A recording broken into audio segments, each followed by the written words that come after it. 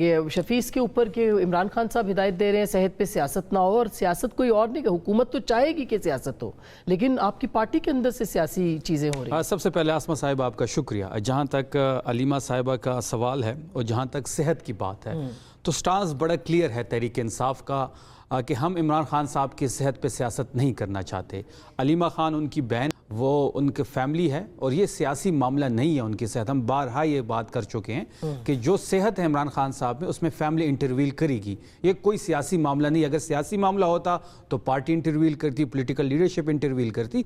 उसकी बहनों की जो भी डिमांड है तहरीक इंसाफ उसके साथ खड़ी है, पहली बात। और डिमांड क्या है कि जी अल-शफा इंटरनेशनल हॉस्पिटल उनको शिफ्ट किया जाए, फैमिली की ज़ेर निगरानी हो, ज़ाती डॉक्टर उनका हमरा हो, जो कि जायज़ भी है और बुनियादी भी है। जहाँ तक सियासत की बात है तो अलीमा आपा ना सियासत करना चाहती है, ना उनके कोई सियासी अज़ाइम है। वो अपने भाई के लिए सेहत का जो इशू बना हुआ है, तो ये मुलाकात की नहीं हो रही, उसके लिए वो अडियाला भी जाती है।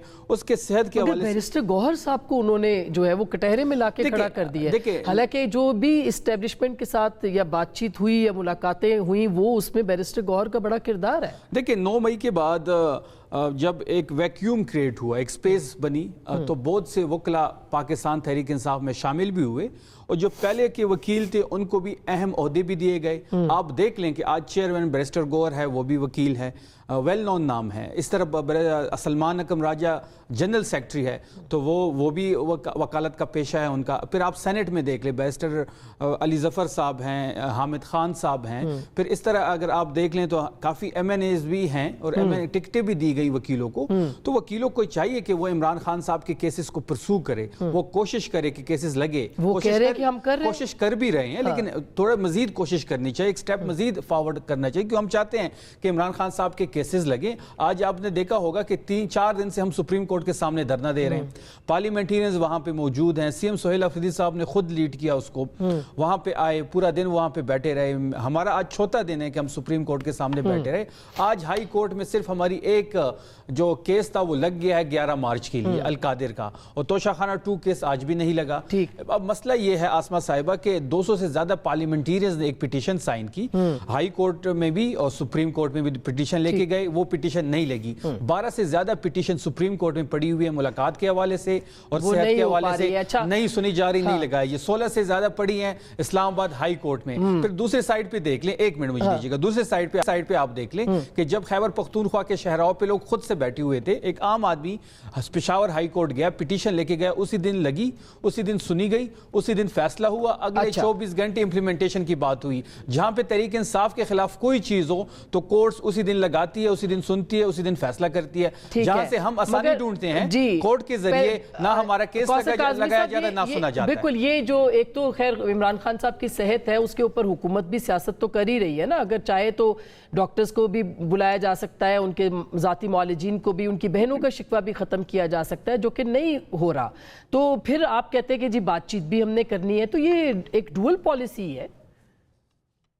बिस्मिल्लाहिर्रहमानिर्रहीम, रब्बि सल्लि अला मुहम्मदिन व आले मुहम्मद। आसमा, जब ये हुआ ना इमरान खान साहब का पहली दफा, जब वो आर्ज़ाए चश्म में मुब्तला होते हैं और जेल इंतजामिया की तरफ से डॉक्टर्स उनको चेक करते हैं, और डॉक्टर्स की हदायत के बाद कि जेल में उनका इलाज मुमकिन नहीं है, इनको किसी हॉस्पिटल में मुंतकिल करना पड़ेगा, किया गया।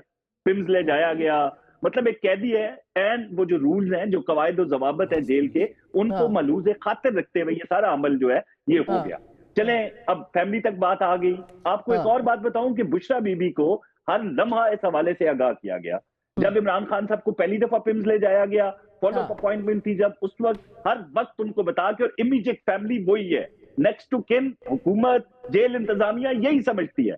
शादीशुदा बहनें, अल्लाह उनको इज्जत दे, अल्लाह उनको आबाद रखे, सारे मामलात अपनी जगह, लेकिन उनकी अहलिया को आगाह किया जाता है और इलाज में किसी भी किस्म की कोई कोताही नहीं बरती जा रही है। उनकी अहलिया का दुनिया के साथ राब्ता नहीं है ना, वो जेल में है, उनकी बहनें बाहर हैं, उनकी पार्टी बाहर है, ये कोई आम कैदी तो है नहीं इमरान खान साहब, वो एक सियासी कैदी तो है। देखें एक बहन, अब आज अलीमा खानम साहिबा क्या फरमा रही थी कि हमें नहीं पता कितनी फीसद आग जाया हो चुकी है, कितना मामला उनका विजन मुतासिर हुआ है।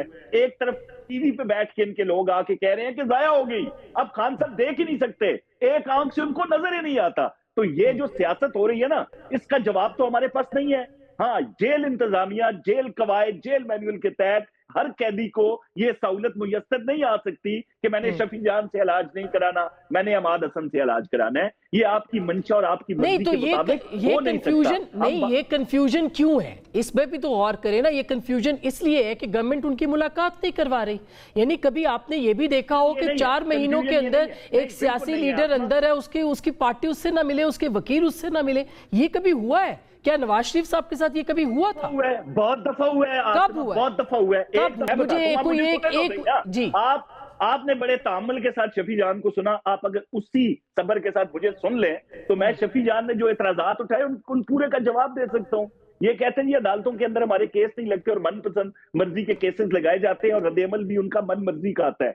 नवाज शरीफ को संडे भी बुलाया जाता था, साकिब निसार और खोसा की अदालतें होती थी, इस्लामाबाद से लाहौर पहुंचते थे जाती उम्रा, अगली तारीख का बुलावा आ जाता था। इन्होंने तो वो माहौल देखा ही नहीं अदालतों का, इन्होंने तो वो सिसिलियन माफिया वाला दौर देखा नहीं है, इन्होंने तो वो दौर देखा नहीं है कि मैं खड़े खड़े 4-5 लोग इनके उड़ा के काज़मी साहब, आप तस्वीर के डर से रात के अंधेरे में मतलब तस्वीर ना उतर आए, रात के अंधेरे में लेके आएंगे एक कैदी को, तो उसके बाद सवाल क्या, इसका मतलब क्या निकलेगा? यही निकलेगा ना मतलब कि आप क्या चाह रहे हैं? तस्वीर की बात नहीं है जी, तस्वीर की बात नहीं है। आपको पता है अडियाला जेल से फिम्स हॉस्पिटल तक रात के वक्त, मेरे ख्याल में ये तो नुक्से अमन वाला जो मामला है ना वो तो है ही है। हमें पता है इन्होंने 1500-700 बंदे इकट्ठे करके ये कुछ भी कर सकते हैं। जो ये कह सकते हैं कि हम एक फोर्स बना रहे हैं, इमरान खान रिहाई फोर्स, और एन उसी लम्हे ये कह रहे हैं कि जो टेढ़ी उंगली से घी नहीं निकलेगा, सीधी उंगली से हम टेढ़ी उंगली कर लेंगे।